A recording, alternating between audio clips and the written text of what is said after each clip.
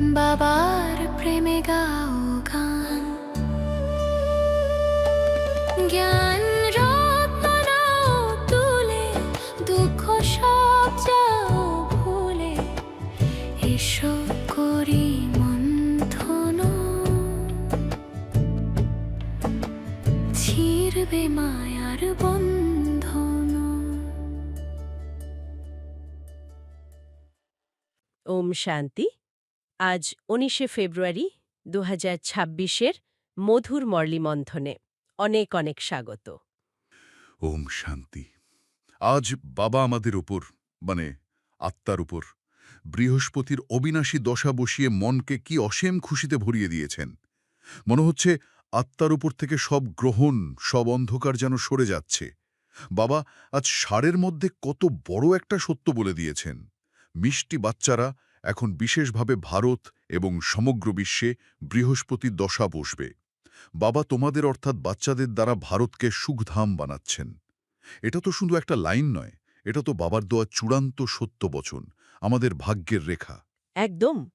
আর বাবার এই মহাবাক্যের গভীরতাটা বুঝতে হবে। বাবা যে বৃহস্পতির দশার কথা বলছেন, মানে এটা তো কোনো জ্যোতিষীর গণনা করা গ্রহ নক্ষত্রের দশা নয়। না না, বিলকুল না। জাগতিক জ্যোতিষীরা তো নশ্বর গ্রহের কথা বলে, যা আজ আছে কাল নেই। কিন্তু বাবা যে দশার কথা বলছেন সেটা হলো স্বয়ং পরমাত্মা ভগবানের দ্বারা স্থাপিত শ্রেষ্ঠ আর অবিনাশী ভাগ্যের সময়। সারা বিশ্ব যখন রাহুর দশায়, মানে বিকার, দুঃখ আর অশান্তির ওই গ্রহণের অন্ধকারে ডুবে আছে, ঠিক সেই সময়ে বাবা আমাদের জীবনে জ্ঞান সূর্য হয়ে উদিত হয়েছেন। এই তুলনাটাই তো পুরুষার্থকে কত তীব্র করে দেয়, তাই না?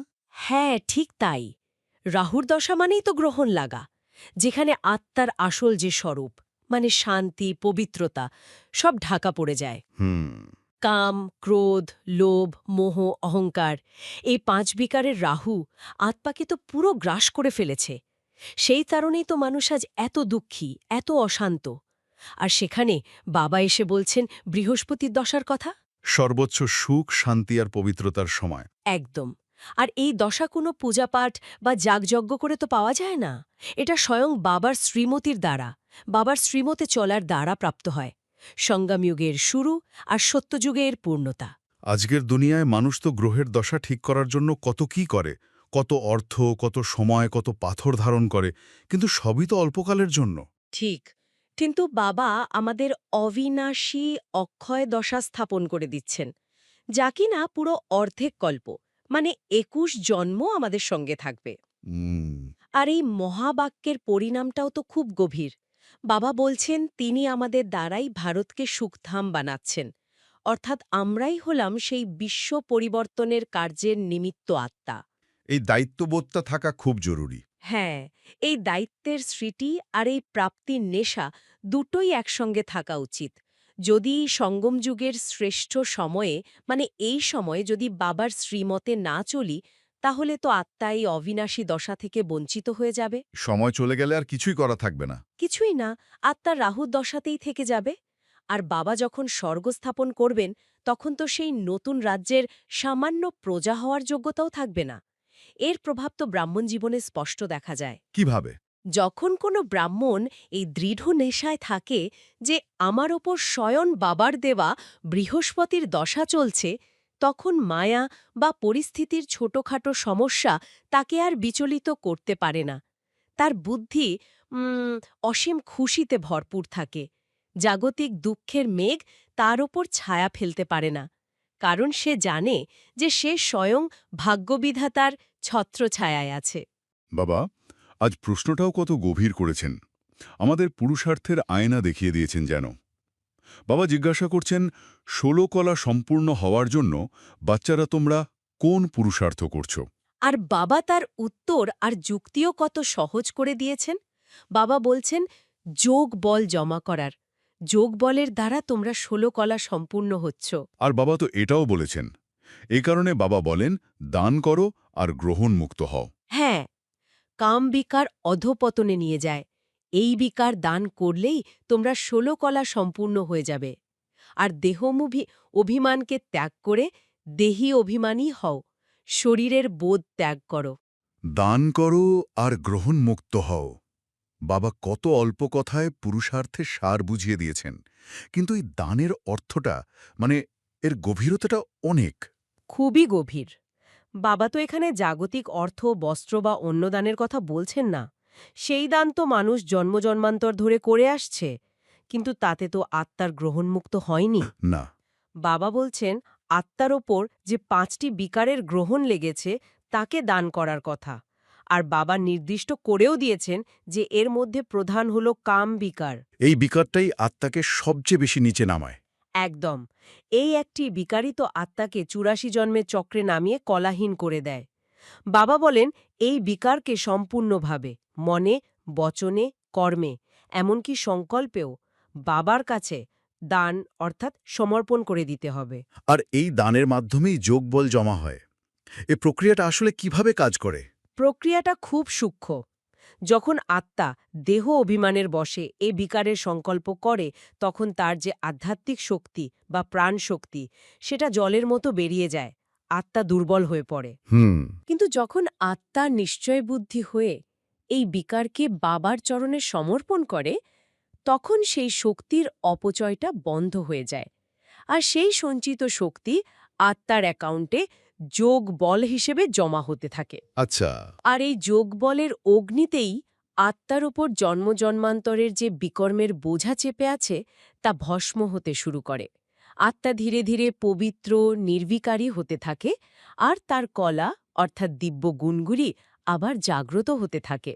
এভাবেই আত্মা 0 কলা থেকে 16 কলার দিকে এগোতে থাকে। তার মানে এই প্রধান বিকারকে দান না করা পর্যন্ত যোগ বলের অ্যাকাউন্টটাই খুলবে না, আত্মা গ্রহণমুক্ত হতে পারবে না, আর 16 কলা সম্পূর্ণ হওয়া তো অসম্ভব। একদম। আর বাবা এর জন্য যে দ্বিতীয় উপায় বলেছেন, মানে দেহি অভিমানী হওয়ার কথা, ওটাই তো মূল ভিত্তি। যতক্ষণ নিজেকে এই রক্তমাংসের শরীর মনে করা হবে, ততক্ষণ শরীরের ধর্ম বা বিকার দান করা যায় না। কারণ বিকারের জন্মই হয় দেহ অভিমান থেকে। ঠিক তাই। তাই নিরন্তর এই অভ্যাস করতে হবে, আমি এক জ্যোতির্বিন্দু আত্মা, আমি শরীর নই, এ শরীর আমার যন্ত্র, আমি এর মালিক। এই স্মৃতিতেই গ্রহণ দূর হবে। দেহি অভিমানী স্থিতি হল সেই মঞ্চ বা উঁচু আসন যার ওপর দাঁড়িয়ে বিকারকে সম্পূর্ণরূপে দান করা সম্ভব। শরীর মনে করলে তো বিকারকে দান করা যায় না, বরং বিকারই আত্মাকে দান করে দেয়। খুবই নম্র ও কৃতজ্ঞতা স্বরে বাবা আজ কত জ্ঞান দিয়েছেন, কিন্তু একটা কথা আত্মাকে একেবারে নাড়িয়ে দেয়। বাবা যখন নিজে সার্ভেন্ট হয়ে আমাদের সেবার কথা বলেন, তখন বোঝা যায় উনি আমাদের কত স্নেহ করেন। হ্যাঁ, বিশ্বের মালিক, যিনি সর্বশক্তিমান, পরম পিতা, পরম শিক্ষক, আমাদের সার্ভেন্ট হয়ে আমাদের শিক্ষা দিচ্ছেন, পতিত থেকে পাবন বানাচ্ছেন। এর থেকে বড় ভাগ্য আর কি হতে পারে? এই কথাটা মনে পড়লে তো দেহ অভিমান এমনিতেই শেষ হয়ে যাওয়া উচিত। বাবার এই মহাবাক্যই তো আমাদের পুরুষার্থের আধার। তিনি আমাদের কাঁটা থেকে ফুল বানানোর সেবা করছেন। বাবা কত সুন্দর করে বুঝিয়েছেন এই পুরনো দুনিয়া এখন বিকারের কারণে কাঁটার জঙ্গলে পরিণত হয়েছে। মানুষের বুদ্ধিও কাঁটার মতো হয়ে গেছে। হ্যাঁ, কথায় কথায় একে অপরকে দুঃখ দেয়, কষ্ট দেয়। একটা কাঁটা তো অন্য কাঁটাকে কেবল খোঁচাই দিতে পারে।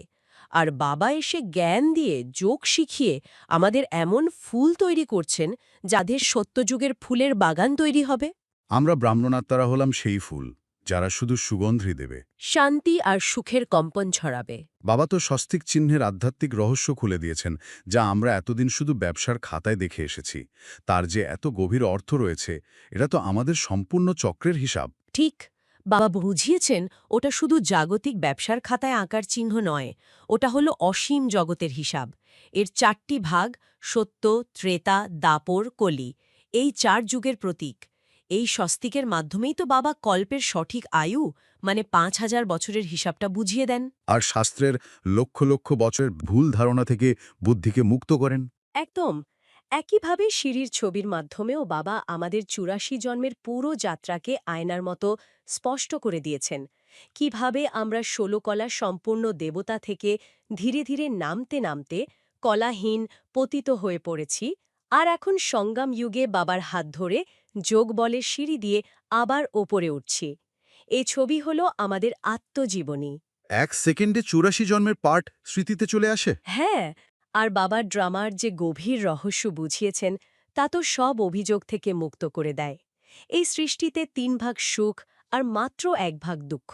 এই ড্রামা অনাদি এবং অবিনাশী, কেন বা কিভাবে এই প্রশ্নই ওঠে না। এই জ্ঞানই আমাদের স্থিতিকে সাক্ষী করে তোলে। একদম অচল অডল করে দেয়। আমরা তখন আর কোনো পরিস্থিতিতে বা কোনো আত্মার পার্টের উপর অভিযোগ করি না, বরং ড্রামার প্রতিটা দৃশ্যকে সাক্ষী হয়ে দেখি। আর বাবা তো স্পষ্ট করেই দিয়েছেন যে আমরা মোক্ষ চাই না। মোক্ষ বা নির্বাণধাম তো আত্মার শাস্তি, পাঠ থেকে অবসর নেওয়া। ঠিক, আমরা বাবার কাছ থেকে সুখদামের বিশ্ব বাদশাহীর উত্তরাধিকারী হতে এসেছি। আমরা তো এই সৃষ্টিরূপী রঙ্গমঞ্চে আমাদের পাঠ আরও ভালোভাবে পালন করার জন্য পুরুষার্থ করছি। বাবা তো এও বলেছেন যে তিনি এসে সকলের কায়া কল্পতরু করে দেন, যার ফলে অর্ধেক কল্প আমাদের অকালে মৃত্যু হয় না, আমরা মৃত্যুঞ্জয় হয়ে যাই, শরীরও নির্বিকারী আর কাঞ্চন হয়। এই সর্বোচ্চ প্রাপ্তির জন্য পুরুষার্থ তো করতেই হবে। আর বাবা সেবার উপায়ও কত সহজ করে দেন। আজ বাবা বোঝালেন যে কিভাবে কন্যারা বা ভাইয়েরা ৩ পা জমির ওপর সেবা করে কত মানুষের কল্যাণ করতে পারে। বাবার জ্ঞান রত্নের দোকান খোলার জন্য তো বড় অট্টালিকা বা অনেক অর্থের প্রয়োজন নেই। কিছুই না, প্রয়োজন হলো কল্যাণকারী ভাবনা আর বাবার প্রতি ভালোবাসা। বাবা তো বলেন, সব খরচ আমি করব, নাম আপনার হবে, শুধু নিমিত্ত হও, তাহলে কত আত্মা করিতুল্য জীবন থেকে হিরেতুল্য হয়ে যাবে। বাবার প্রতিটি কথায়, প্রতিটি সংকল্পে শুধু আমাদের বাচ্চাদের কল্যাণের ভাবনা।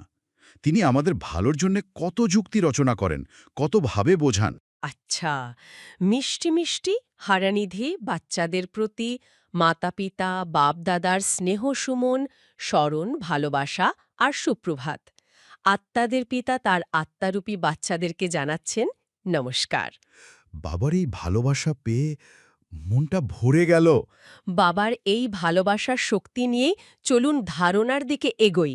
ওম শান্তি। বাবার মধুর স্মৃতির পর এবার সময় হয়েছে সেই জ্ঞানকে জীবনে ধারণ করার। আমরা প্রতিদিন তো অনেক গভীর বিষয় শুনি, কিন্তু প্রশ্নটা হলো, সেই শোনা কথাগুলো আমাদের জীবনে, আমাদের আচরণে কতটা প্রতিফলিত হচ্ছে? ঠিক, ঠিক এখানেই আসল পুরুষার্থের শুরু। জ্ঞান শোনা মানে এটা যেন বীজ বপন করা, আর তাকে জীবনে ধারণ করা হলো সেই বীজকে জল, সার দিয়ে একটা বৃক্ষে পরিণত করা। এতেই তো আত্মার সত্যিকারের শক্তি আর সৌন্দর্যের প্রকাশ ঘটে। একদম। আর আজ বাবা ধারণার জন্য যে মুখ্য সার দিয়েছেন তা এই যাত্রাকে আরও স্পষ্ট করে তোলে। প্রথম বিন্দুটি হল, মনের মধ্যে যত কাঁটা আছে সেগুলো ভালো করে চেক করে বের করতে হবে। রামরাজ্যে যাওয়ার পুরুষার্থ করতে হবে। এখন এই মনের কাঁটা বলতে আমরা তো সাধারণত বড় বড় বিকারকে বুঝি, যেমন ক্রোধ বা লোভ। এখানে কি সেই কথাই বলা হচ্ছে, নাকি এর চেয়েও সূক্ষ্ম কিছু? খুব ভালো একটি প্রশ্ন। আসলে স্থূল কাঁটাগুলো তো চোখে দেখা যায়, অনুভব করা যায়, কিন্তু বাবা এখানে সেই সেই সূক্ষ্ম কাঁটার কথা বলছেন, যা আমাদের নিজেদের কাছেই প্রায় অদৃশ্য থাকে। এগুলো হলো অনুভূতির কাঁটা, সংস্কারের কাঁটা। যেমন ধরুন, কেউ আমাদের চেয়ে ভালো কিছু করলে মুখে হয়তো প্রশংসা করছি, কিন্তু ভেতরে একটা সূক্ষ্ম ঈর্ষার খোঁচা লাগছে। হ্যাঁ, এটা হয়। বা কেউ কোনো পরামর্শ দিলে সেটাকে গঠনমূলকভাবে না নিয়ে ব্যক্তিগত আক্রমণ মনে করা। এই ছোট ছোট নেতিবাচক অনুভূতিগুলোই, এগুলিই হলো সেই সূক্ষ্ম কাঁটা। কিন্তু এই কাঁটাগুলো দেখতে পাওয়া এত কঠিন কেন? আমাদের মন কেন এগুলোকে লুকিয়ে রাখে? আমার তো মনে হয় এটাই সবচেয়ে বড় বাধা। কারণ মন আত্মপ্রবঞ্চনায় ওস্তাদ। আত্মা নিজের দুর্বলতা স্বীকার করতে চায় না, তাই না? মন সঙ্গে সঙ্গে যুক্তি তৈরি করে ফেলে। যেমন, মনে ঈর্ষা এলে মন বলবে, আমি ঈর্ষা করছি না, আমি তো শুধু ওর পদ্ধতির ভুলটা ধরিয়ে দিচ্ছি। ঠিক, একটা জাস্টিফিকেশন দিয়ে দেয়। একদম। বা সামান্য অহংকার এলে মন বলে, এটা অহংকার নয়, এটা তো আত্মসম্মান। এই যুক্তির আড়ালেই কাঁটাগুলো লুকিয়ে থাকে, আর আমাদের শক্তি ক্ষয় করতে থাকে। নিজের ভুলকে সঠিক প্রমাণ করার এই প্রবণতাই সবচেয়ে বড় বাধা। তাহলে বাবা যে বলছেন ভালো করে চেক করে বের করতে হবে, এর প্রায়োগিক পদ্ধতি কি হতে পারে? মানে সারাক্ষণ নিজের প্রত্যেকটা ভাবনাকে এভাবে চেক করাটা কি খুব ক্লান্তিকর নয়? না, যদি যদি চেকিংয়ের পদ্ধতিটা ঠিক থাকে। বাবা তো এটাকে বোঝা হিসেবে নিতে বলেন না, বরং একজন সার্জেনের মতো কাজ করতে বলেন।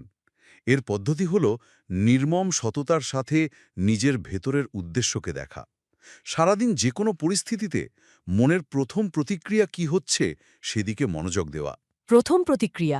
হ্যাঁ, যেমন কোনো সেবার কৃতিত্ব যখন অন্য কেউ পেল, তখন ভেতরের প্রথম অনুভূতিটা কি ছিল? আনন্দ, নাকি একটা সূক্ষ্ম অস্বস্তি?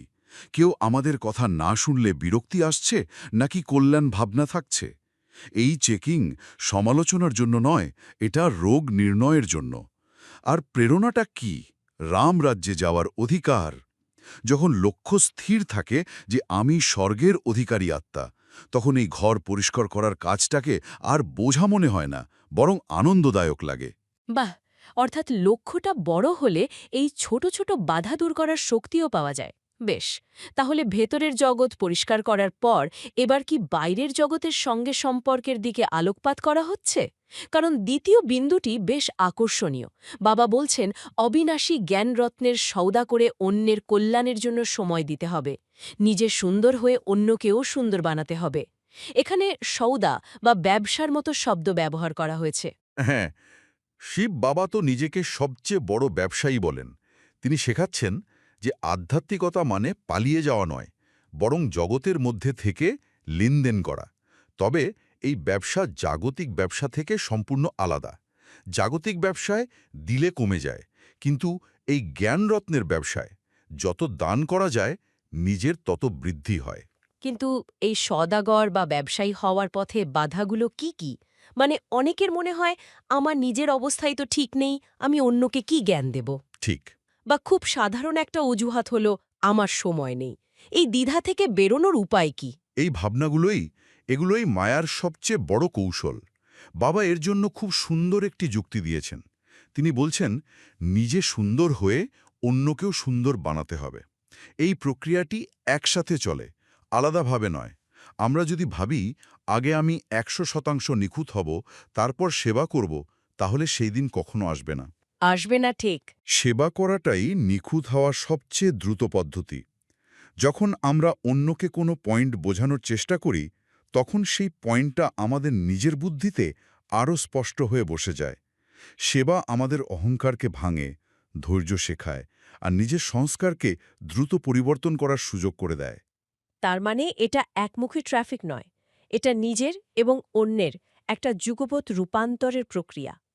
কিন্তু এই সেবার পেছনে আমাদের উদ্দেশ্য যে শুদ্ধ, তা কিভাবে বুঝব? এর জন্য সূক্ষ্ম চেকিং কি হবে? খুব গুরুত্বপূর্ণ প্রশ্ন। চেকিংটা হল, সেবা করার পেছনের উদ্দেশ্য কি? নাম, সম্মান, খ্যাতি, নাকি আত্মার প্রতি সত্যিকারের কল্যাণ ভাবনা? যখন কেউ আমাদের জ্ঞান গ্রহণ করছে না, তখন কি মনে ক্রোধ বা হতাশা আসছে? একজন সত্যিকারের ব্যবসায়ী কিন্তু ফলাফলে আসক্ত হন না। তার কাজ হল সততার সাথে নিজের শ্রেষ্ঠ রত্নটি প্রদর্শন করা। কে কিনল বা কিনল না, তাতে তার স্থিতি নষ্ট হয় না। একদম। যদি সেবা করার পর মনে অহংকার আসে যে আমি কত ভালো সেবা করেছি, বা হতাশা আসে যে কেউ আমার কথা শুনল না, তাহলে বুঝতে হবে ব্যবসার উদ্দেশ্য এখনও পুরোপুরি শুদ্ধ হয়নি। বাবার মতো নিষ্কাম দাতা হয়ে সেবা করতে হবে। ধারণার এই দুটি পয়েন্টই সারাদিনের জন্য এক গভীর মনন চিন্তনের বিষয়। এবার আমরা আজকের বরদানের দিকে এগোই, যা এই পুরুষার্থের জন্য আমাদের শক্তি যোগাবে। খুব ধীরে এবং গভীরভাবে। আজকের বরদান: তমগুণী বায়ুমণ্ডলে নিজের স্থিতি একরস অবিচল অনড় রাখা। মাস্টার সর্বশক্তিমান ভব। এই বরদানটি বর্তমান সময়ের জন্য অত্যন্ত প্রাসঙ্গিক। তমগুণী বায়ুমণ্ডল, এই শব্দটা বেশ ভারী। আজকের দিনের বাস্তবিক অর্থ কি?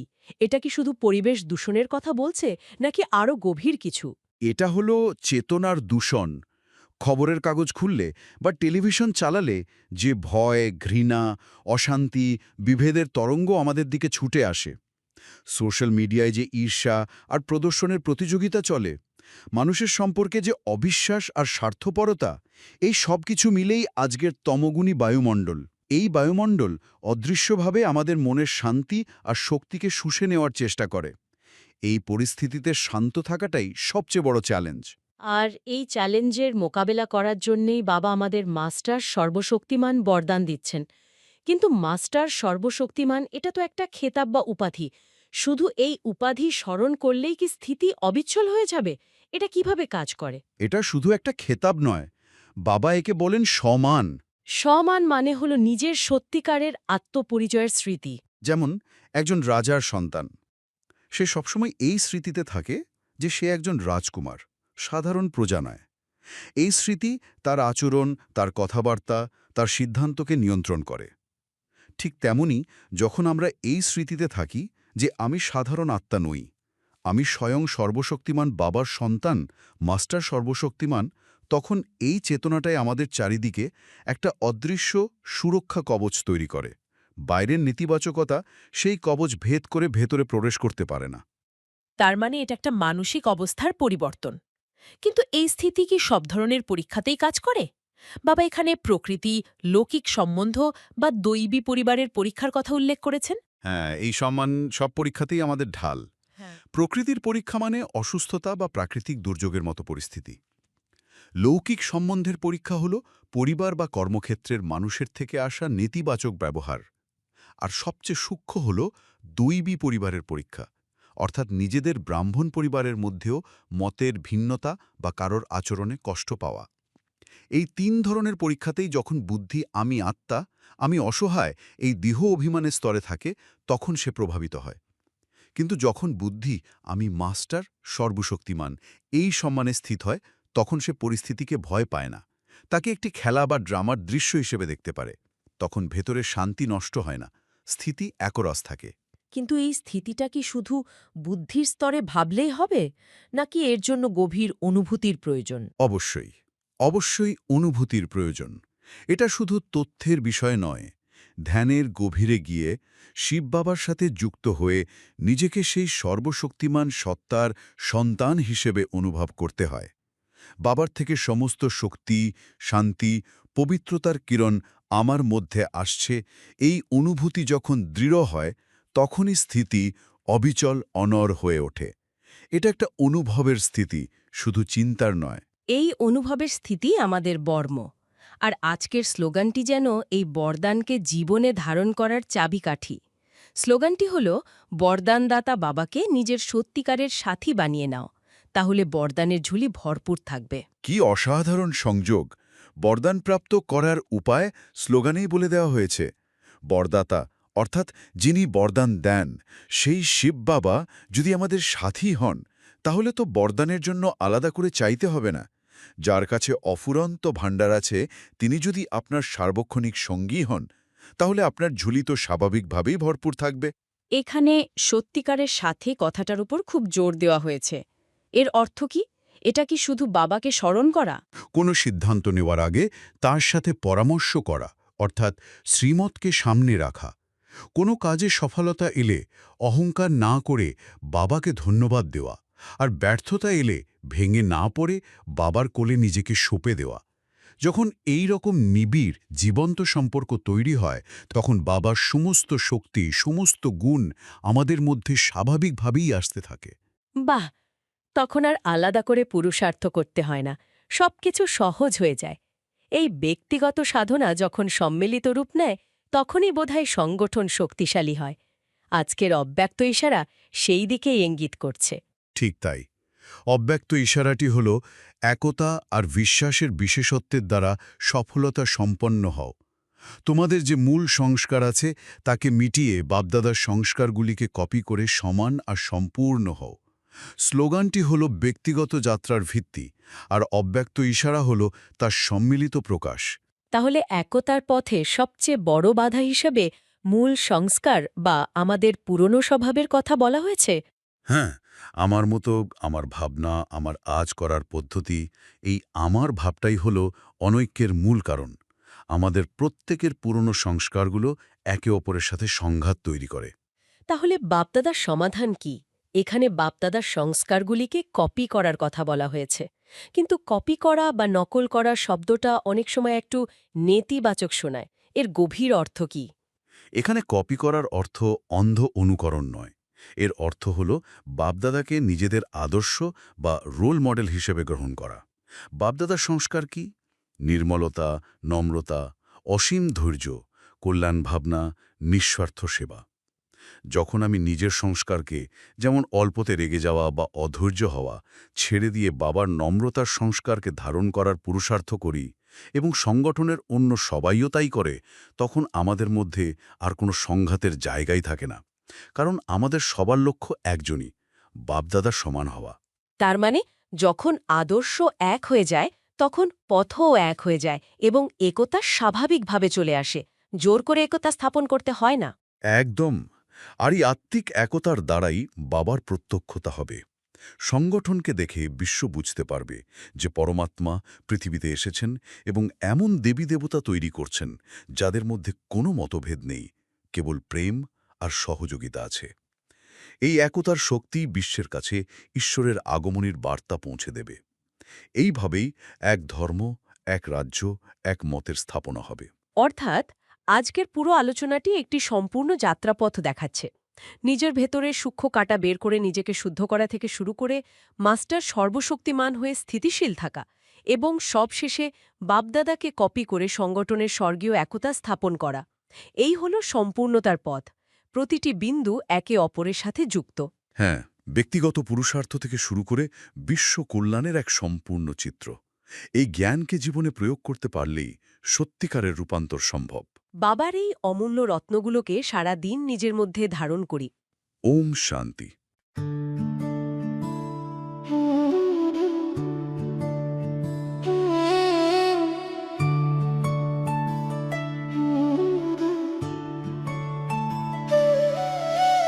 মধুবনে বাজে বাঁশি, বাবা তোমায় ভালোবাসি।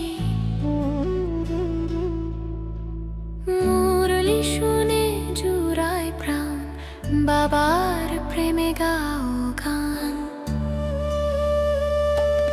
জ্ঞান রত্ন নাও তুলে, দুঃখ সব যাও ভুলে, এসো করি মন্থন,